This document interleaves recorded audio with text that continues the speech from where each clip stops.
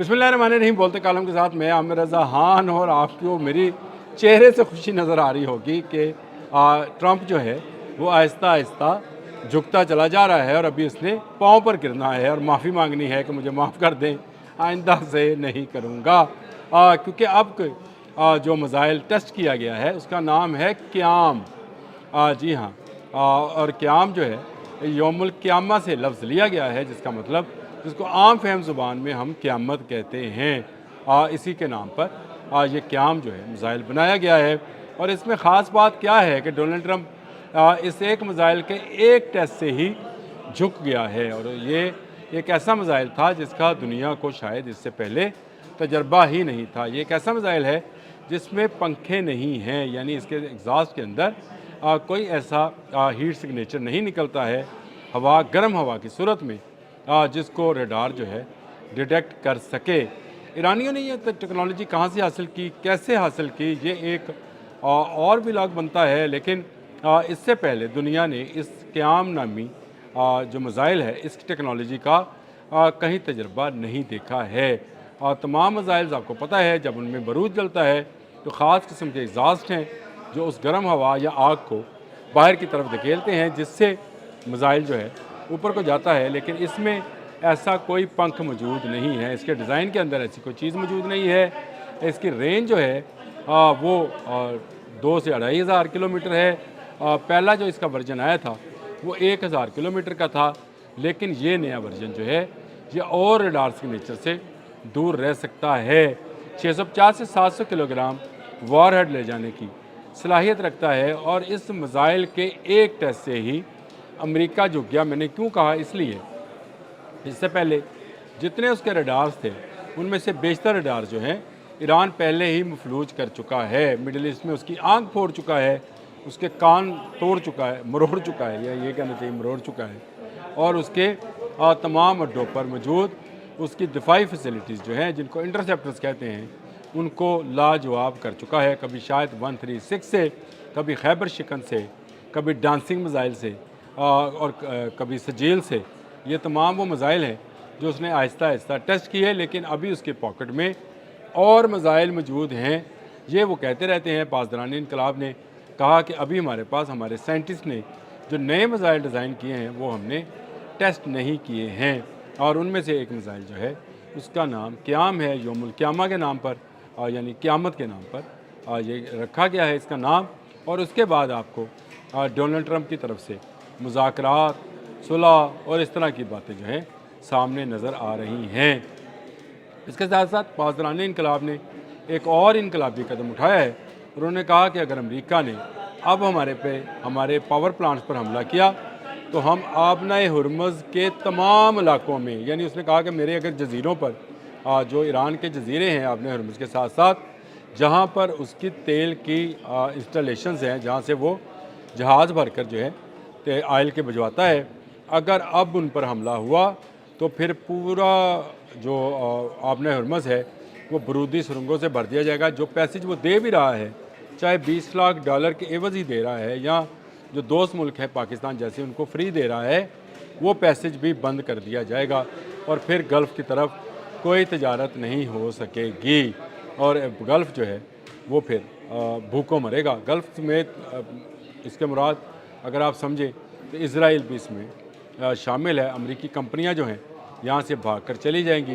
पहले ही खाली पड़ा है पूरे का पूरा GCC, पूरा गल्फ़ इस वक्त जो उसके टूरिस्ट थे, जो उसकी कंपनीज थी, छोड़कर जा चुकी हैं।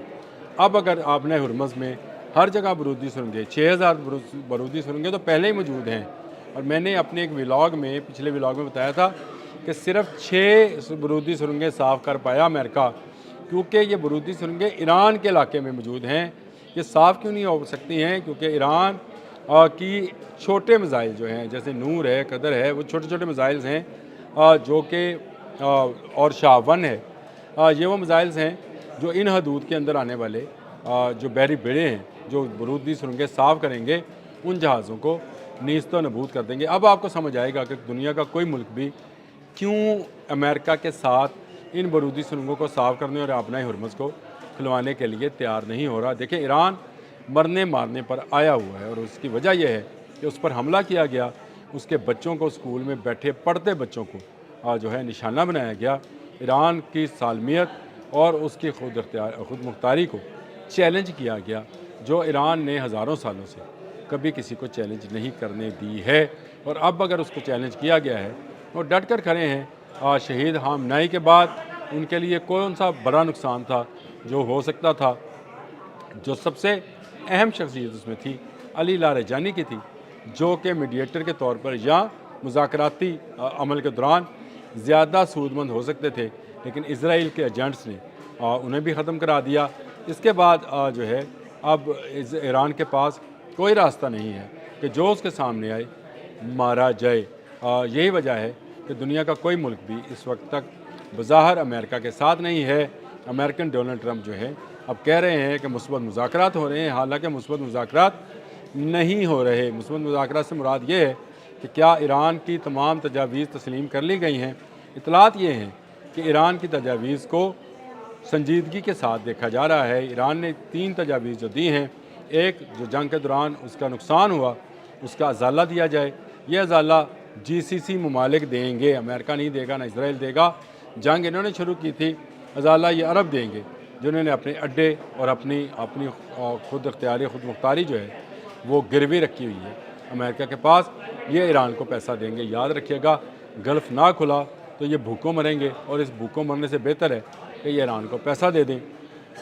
अमेरिका इन्हीं से पैसा लेकर ख़ुद भी हिस्सा रखेगा, इनको भी देगा, और अब अरबों को समझ आएगी कि अमेरिका यहाँ पर क्यों बैठा हुआ था। उसके बाद दूसरी उसकी जो शर्त है वो ये है कि ईरान पर कोई जंग मुसल्लत ना की जाए, और इसके लिए 3 ममालिक को इसमें सालस बनाया जाए। वो 3 ममालिक कौन से होंगे?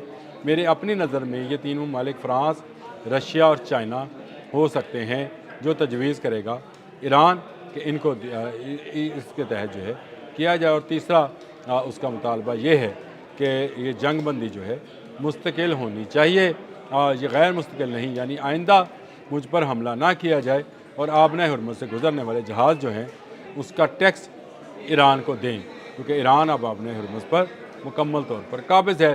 तब वो बरूदी सुरंगें हटाएगा और दुनिया की तजारत जो है यानी आवत जावत है वो शुरू होगी, और उसके बाद गल्फ़ स्टेट्स को चैन आएगा।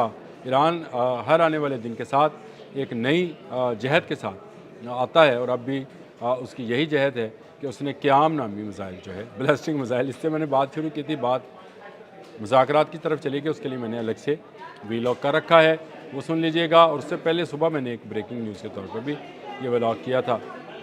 लेकिन क़याम मिसाइल जो है ये हर आने वाले दिन के साथ जो है ख़तरा बनता चला जा रहा है, और अब इसी क़याम मिसाइल को ही क़यामत ढाने के लिए, यानी गल्फ़ के डिसल्टेशन प्लांट्स और उनकी बरकी रो की जो मरकज़ हैं उनको तबाह करने के लिए इस्तेमाल किया जाएगा।